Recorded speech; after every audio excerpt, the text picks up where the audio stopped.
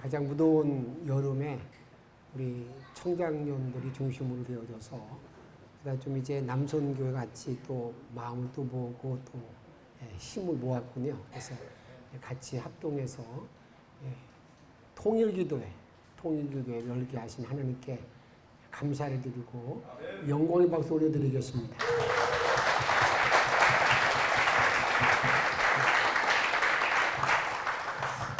30년 동안 한 주제를 가지고 계속 기도하는 건 정말 힘들고 어렵습니다. 그리고 내가 통일을 위해서 기도했는데 통일을 위해서 하나하나 뭐가 착착 뭐 열리는 게 보이게 되면 좀 힘이 더 나는데 요즘은 여러분들이 지금 한 10년 전만 해도 어떤 이런 모임이나 나라를 걱정하는 자리에 들어가게 되면 우리가 많이 불렀던 노래가 있습니다. 우리의 소원은 통일. 우리의 소원은 통일이라는 그런 노래를 많이 불렀는데 지금 그 노래 부르는 곳을 듣기도 어렵고 잘 부르지도 않아요. 왜 그러냐면 우리들 생각에 이제 여기 계신 분들이 지금 그런 마음 아니겠지만 지금 젊은 세대들 마음 가운데는 통일이 되면 우리는 손해만 본다. 손해만. 왜냐하면 통일 비용이 엄청나다고 말하잖아요. 이건 말할 수 없는.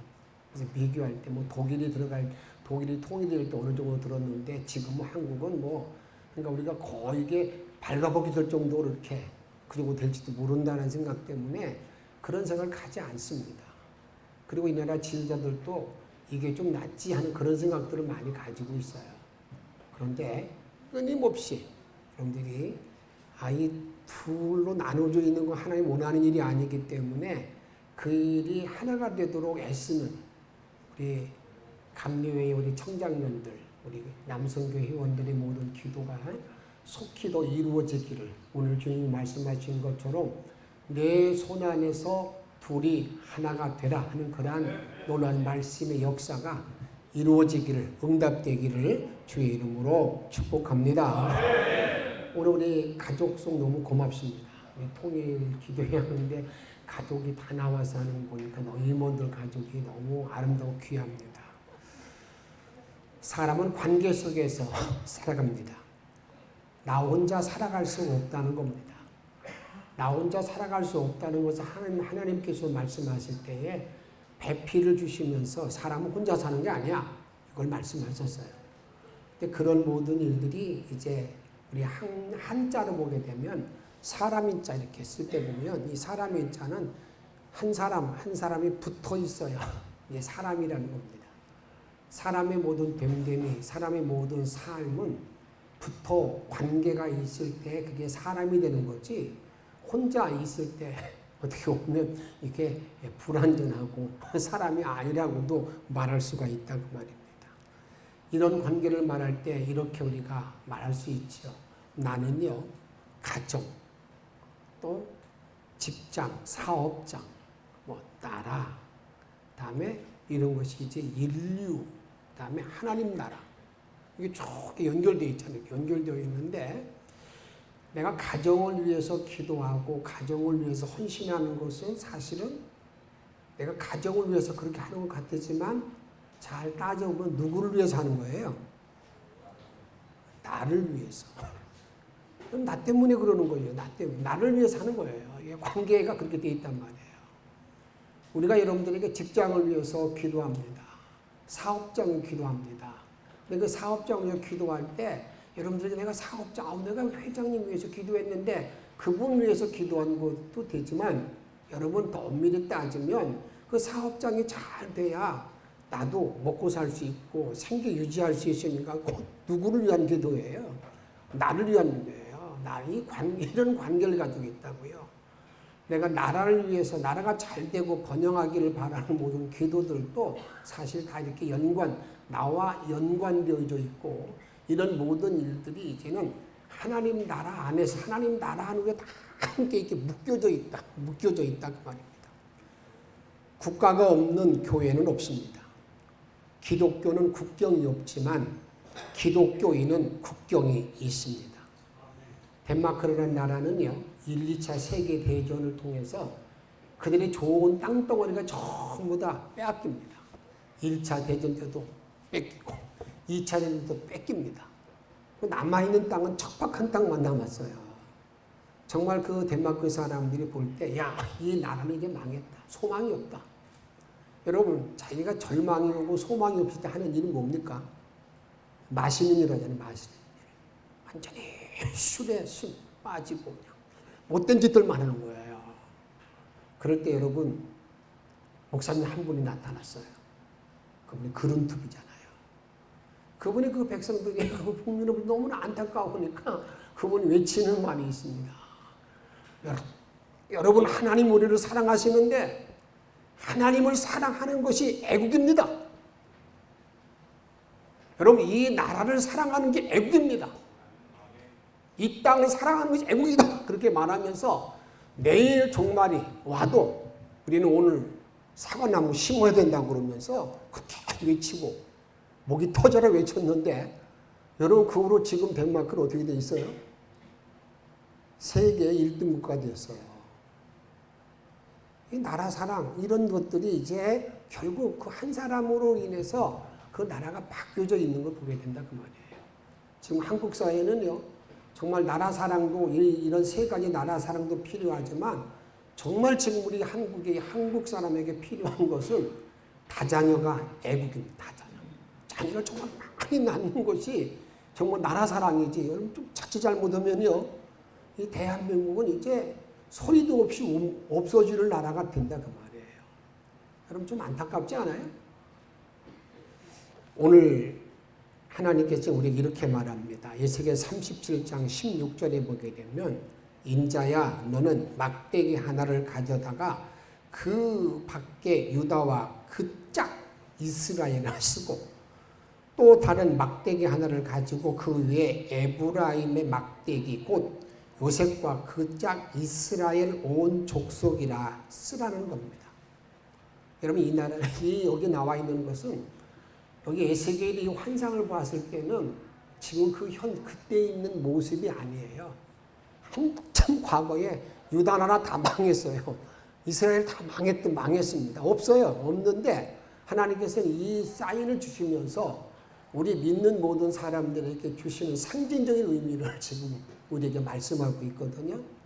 그런데 유다와 그 짝, 그 다음에 이스라엘 나라의 에브라임과 그 짝, 막대기 두 개를 합하라 이렇게 말하고 있는데, 여기서 지금 짝이라는 말의 의미를 잘 보면, 여러분 짝, 여러분들이 과거에 어렸을 때에 그런 경험이 있으십니까? 짝짝이 신발을 신어본 적 있으세요? 그 당시에 전부 다 이게 신발이 이게 고무신, 검정 고무 그런 신들이었기 때문에 쫙 놓고 나가다 보면 막 급히 나가다 보면 바꿔 가잖아요. 그 짝짝이가 이 짝이 안 맞고 어떤 데 크고 좁기도 하고요. 요게 엄지가 되는 것이 바뀌어져 있으면 얼마나 불편하지 몰라요. 짝이 정말 불편합니다. 그리고 그 짝짝이 신고다 보면 괜히 마음이 이상해요. 여기 그 짝이라는 말, 야 유다 그 짝 이렇게 말하는 것은 요 막대기 두 개가 이 하나로 이렇게 다 모아져 있으면 좋은데 둘로 나눠져 있는 것은 우리 하나님 보시기에 이게 좀 불편하다는 거예요. 완전하지 못하다는 거예요. 완전하지 못하다는 거예요. 그래서 하나님께서는 이것을 둘을 합해서 완전하게 만들어라. 그런 말이 오늘 이제 17절에 보게 되면, 그 막대기들을 서로 합하여 하나가 되게 하여 내 손에서 하나가 되리라. 이렇게 말씀하고 있어요. 저는 우리가 지금 이 나라도 분단되어 있는데, 이 분단되어 있는 이 모든 상황이 하나님 보시기에 이 짝짝이라는 거예요. 한민족이 짝짝이라는 거예요. 뭔가 불편하고 불안전하다는 거예요. 이 짝짝이 된 모든 민족이 이제 하나가 완전한 그러한 나라를 이루도록 하는 일이 우리 하나님께서는 우리들에게 누구한테 맡겨줬냐면 내 손 안에서. 오늘도 이제 보게 되면은 우리 청장년들이 중심으로 해서 전국은 저 한라산에 가서 모든 산마다리 기도하고 있는데, 이렇게 이런 일을 통해서 이제 그것이 하나가 되는, 이 한국의 모든 분단도 깨어서 기도하는 청장년들의 그 다음에 모든 깨어 기도하는 자들의 손 안에서 하나가 되리라 하는 그런 주님의 약속의 말씀, 이 약속의 말씀이 여기 모여있는 모든 분들의 마음을 움직이고 새로운 역사 일으키기를 주의 이름으로 축복합니다. 그러면 내 안에서 하나가 되라는 의미는 뭘까? 우리 손 안에서 하나가 되라고 하는 주님의 깊은 뜻은 어떤 말씀을 가지고 있는 건가? 그런 것입니다.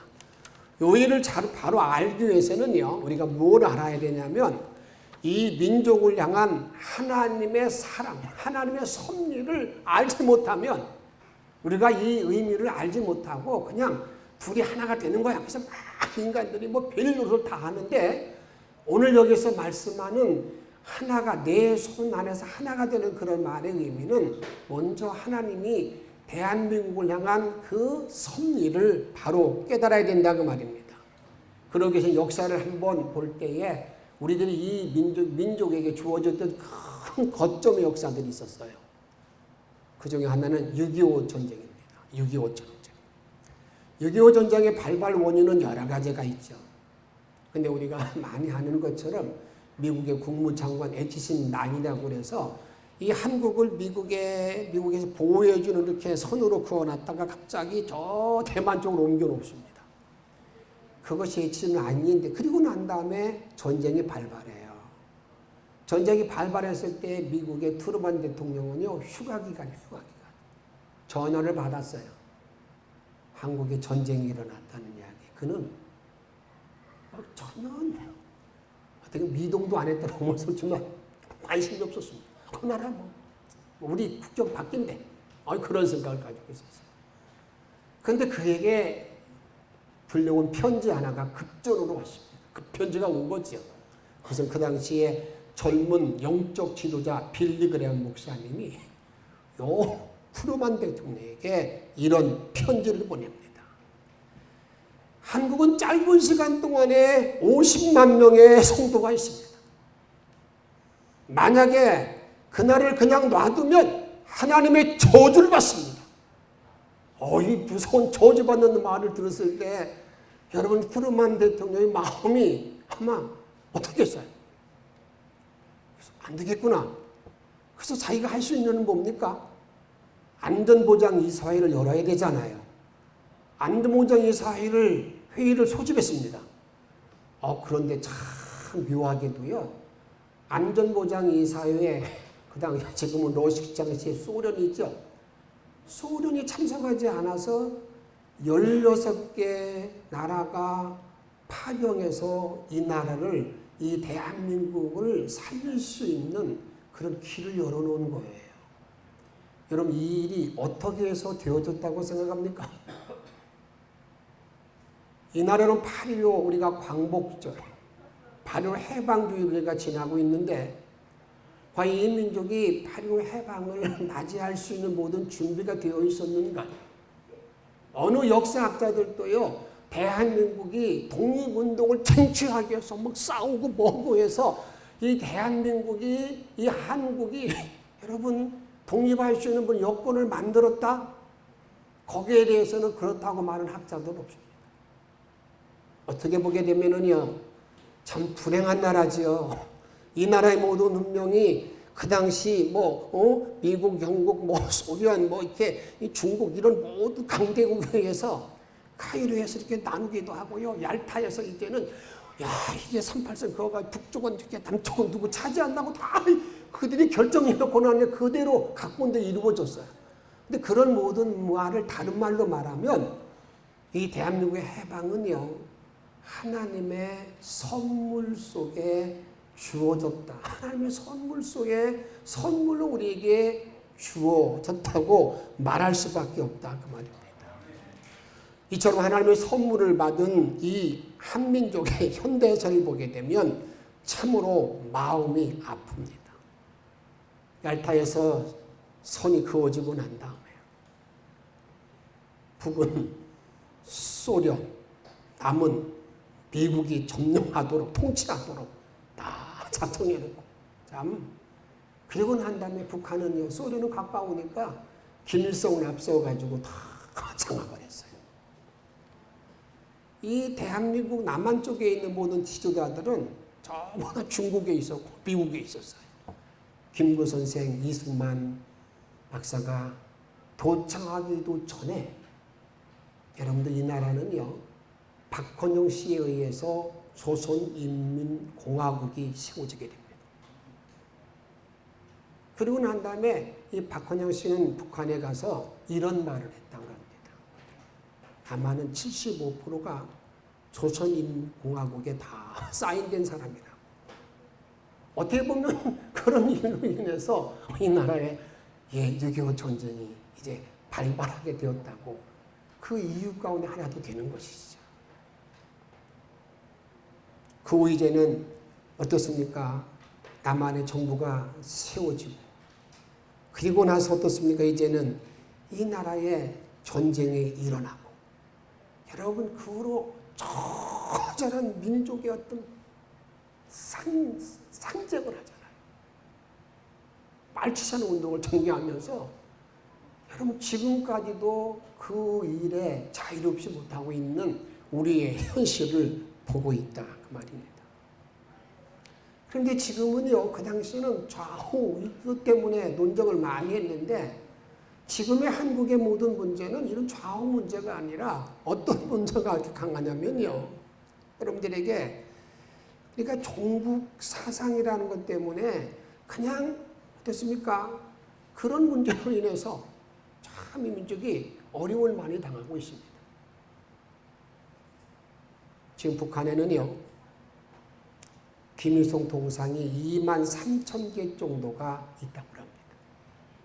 23,000개 정도의 모든 동상을 가지고 있는데 북한 주민들이 아침 저녁을 가서 절하는 거죠.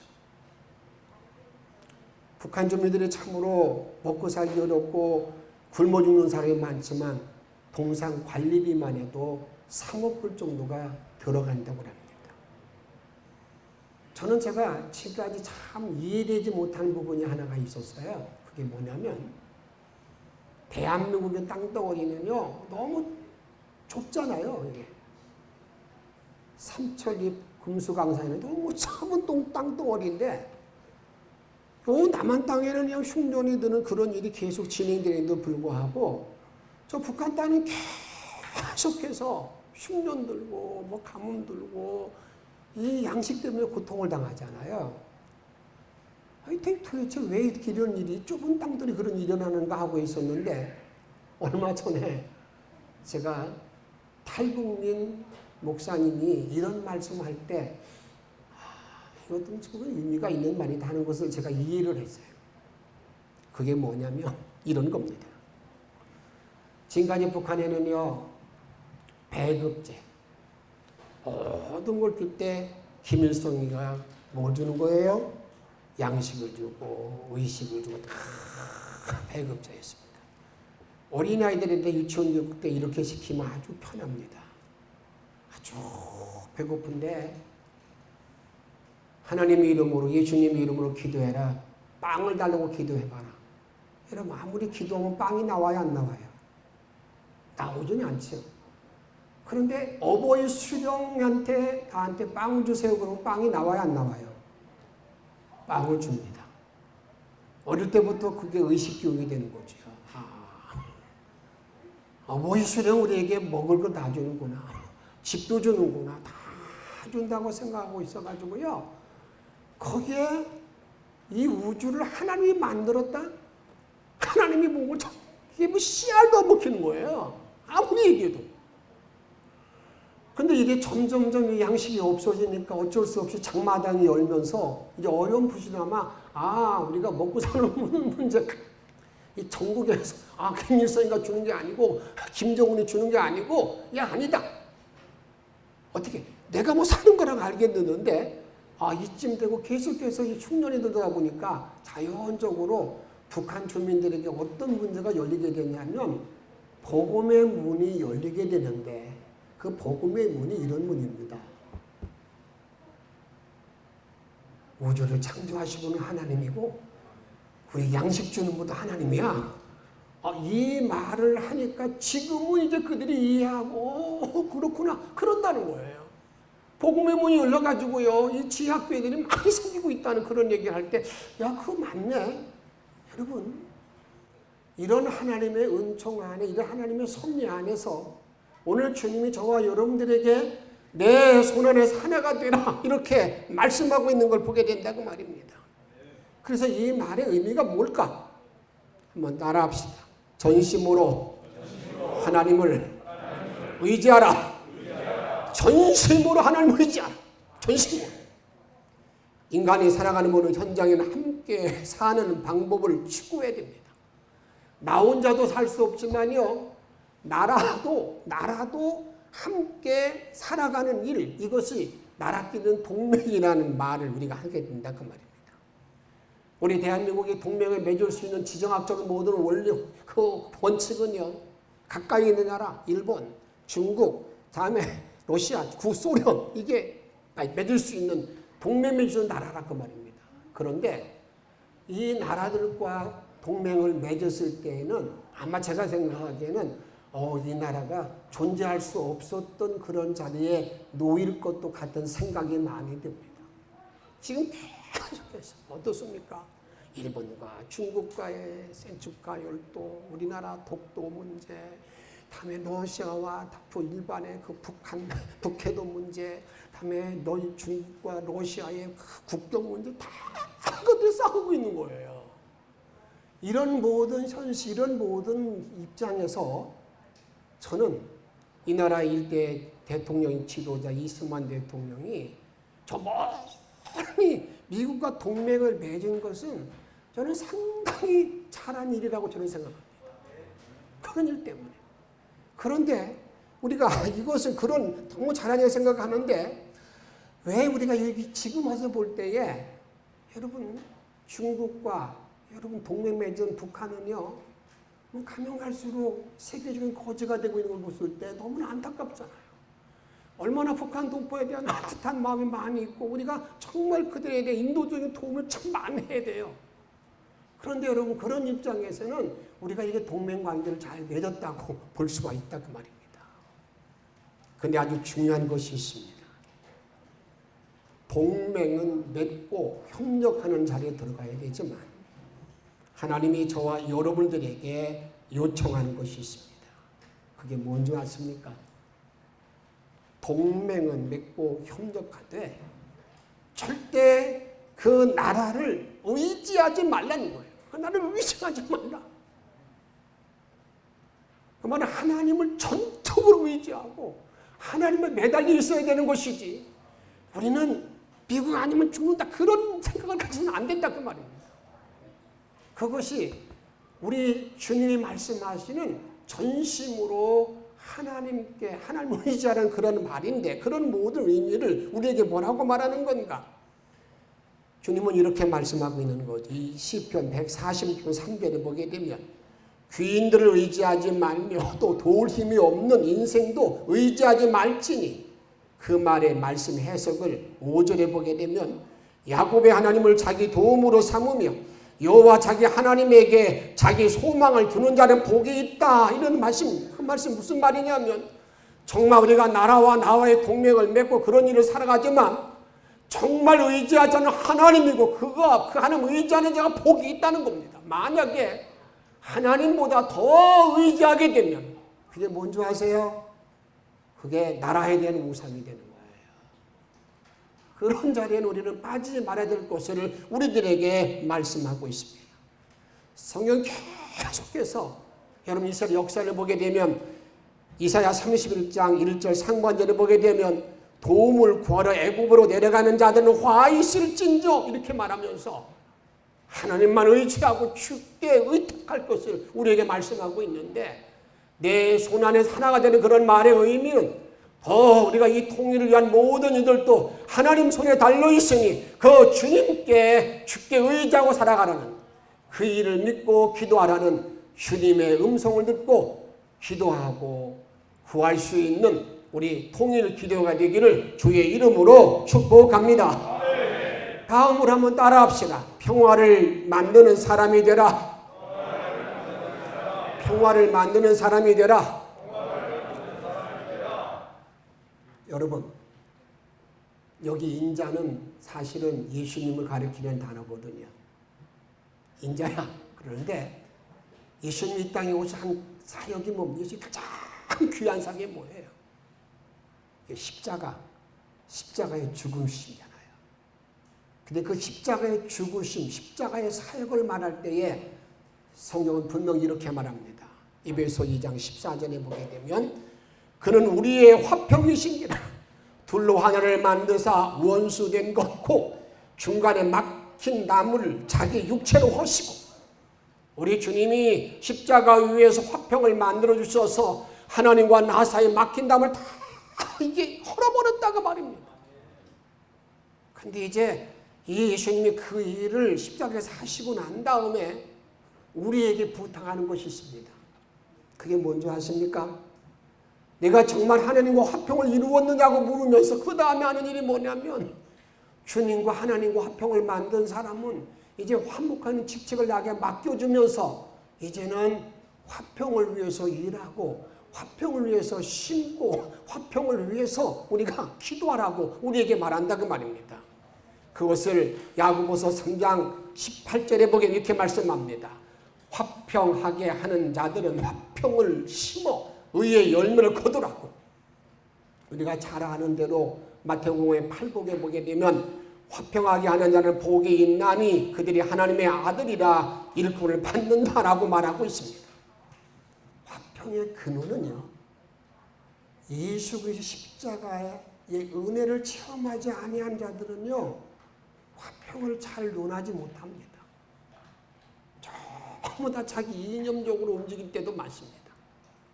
정말 내가 주님의 십자가의 사랑 안에서 화평을 얻고 난 다음에 이제 내가 어디 가든지 간에 화평을 계속 노래하고 만드는 자가 되어야 되는데 어디서 만들어야 되는 겁니까?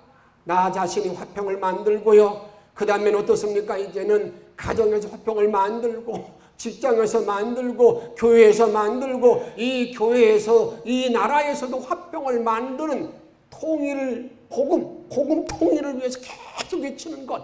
그게 뭡니까? 하나가 되라는 말의 의미는 화평을 만들라는 거예요. 그런 일에 주축이 되는, 그런 일에 내 모든 몸을 바치고 헌신할 수 있는 여기 참여한 귀한 분들이 이 나라의 통일의 주역이 되는, 밑거름이 되는 복된 종들이 나와주시기를 주의 이름으로 축복합니다. 마지막 하나는 이겁니다. 여기 주님 이렇게 말씀합니다.